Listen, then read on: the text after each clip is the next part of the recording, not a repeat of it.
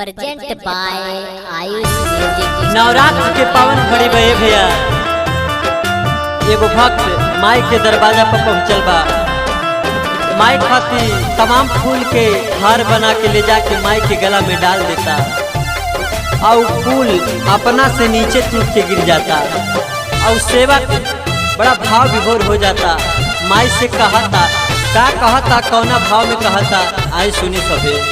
माई अढ़ाउल में तोहरा के का मिल गई, माई अढ़ाउल में तोहरा के का मिल गई। बन के गहला के हार जब भइल सिंगार, माई चेहरा तोहार खिल गई। बन के गहला के हार जब भइल सिंगार, माई चेहरा तोहार खिल गई।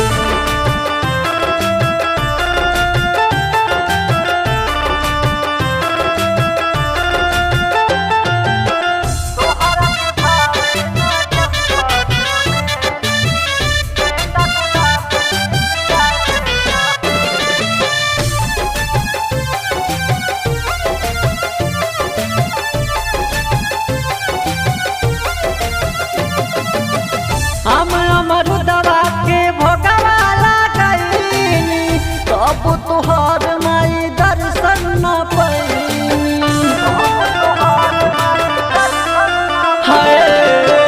हम अमरुदवा के भोगवा लगैनी, तब तुहार माई दर्शन न पैनी। माई निम के पतैया में का मिल गई, माई निम के पतैया में का मिल गई। कहे गौआ जवार झूला लगल निमिया डार, माई चेहरा तोहार खिल गए। कहे गौआ जवार झूला लगल निमिया डार, माई चेहरा तोहार खिल गए।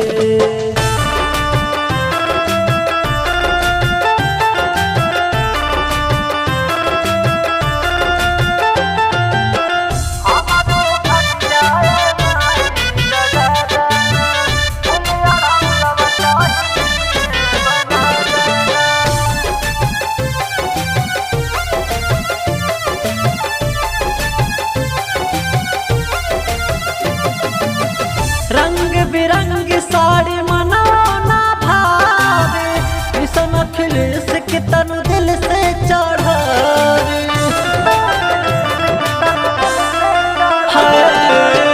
रंग बिरंग साड़ी मनौना भावे, किसन अखिलेश के तनु दिल से चढ़ावे।